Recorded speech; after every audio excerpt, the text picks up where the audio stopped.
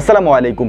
স্ক্রিনে এই মুহূর্তে যে ভিডিওটি আপনি দেখতে পাচ্ছেন, এই ভিডিওটি গত কয়েকদিন আগের একটি ভিডিও, যেখানে দেখা যাচ্ছে একেবারে গভীর সমুদ্রের একটি মাছ যার নাম ওয়ারফিশ। এই মাছটি সমুদ্রের একেবারে কিনারে চলে এসেছে। হয়তো আপনার মনের মধ্যে এখন প্রশ্ন জাগতে পারে, সমুদ্রের এই মাছ সমুদ্র থেকে সমুদ্রের কিনারে এসেছে, এতে অবাক হওয়ার কি আছে? গত কিছুদিন যাবত ওয়ারফিশ নামের এই মাছটি সোশ্যাল মিডিয়াতে এক ধরনের আতঙ্ক তৈরি করেছে।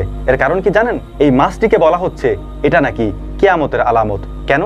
এই ওয়ারফিশগুলি সমুদ্রের একেবারে তলদেশে থাকে, যেখানে স্বাভাবিকভাবে বিজ্ঞানীদেরও পৌঁছানো সম্ভব নয়। এমন একটা জায়গায় এই মাছগুলির বসবাস। সেইখান থেকে এই মাছটি সমুদ্রের একেবারে কিনারে কেন চলে আসলো, এটা নিয়ে শুরু হয়েছে সমস্ত জল্পনা এবং কল্পনা।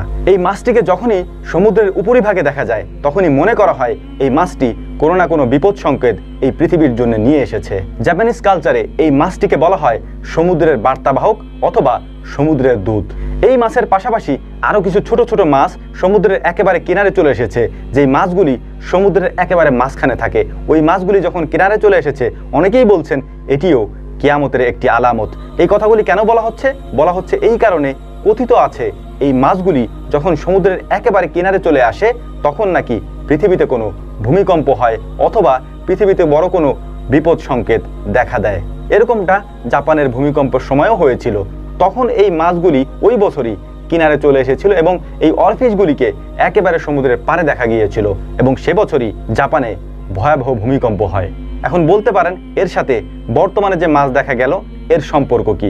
এইটা মূলত অনেকেই এখন প্রশ্ন করছেন, অনেকেই বলাবলি করছেন এইটাও কিয়ামতের একটি আলামত। কিয়ামত ঘনিয়ে এসেছে, যে কারণেই এই মাছগুলি গভীর সমুদ্র থেকে অর্থাৎ সমুদ্রের একেবারে তলদেশ থেকে উপরে উঠে এসেছে।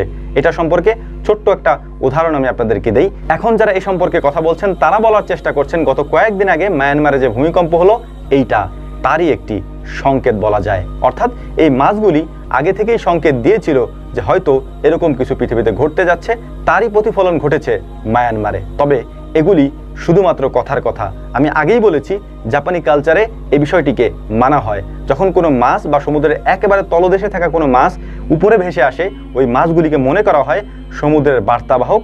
তারা কোনো না কোনো বার্তা নিয়ে সমুদ্রের তলদেশ থেকে উঠে এসেছে। আমি মুসলিম হিসাবে এটা বিশ্বাস করি না। এর কারণ হচ্ছে আল্লাহ রাব্বুল আলামিন আরশে আজিমের উপরে আছেন, সমুদ্রের তলদেশে না। অতএব আমার ঈমান, আমার ইসলাম আমাকে এটা শিক্ষা দেয় না। পবিত্র কোরআন এবং হাদিসে এ ধরনের কোনো কথাই উল্লেখ করা নেই, এরকম কোনো ভবিষ্যৎবাণীও করা নেই। এটি জাপানি একটি কালচার, যে সম্পর্কে আমরা না বুঝেই ভিডিওগুলি শেয়ার করছি, ছড়িয়ে দিচ্ছে মানুষের মাঝে বিভ্রান্তি ছড়াচ্ছি। অতএব আল্লাহ রাব্বুল আলামিন এই বিষয় সম্পর্কে আমাদেরকে বোঝার তৌফিক দান করুন এবং সঠিকটা আমাদেরকে প্রচার করার তৌফিক দান করুন। ওয়া মা তৌফিকি ইল্লা বিল্লাহ। নাসরুম মিনাল্লাহি ফাতহুন কারীব ওয়া আখিরু দাওয়ানা আলহামদুলিল্লাহি রাব্বিল আলামিন। আসসালামু আলাইকুম ওয়া রাহমাতুল্লাহি তাআলা ওয়া বারাকাতুহু।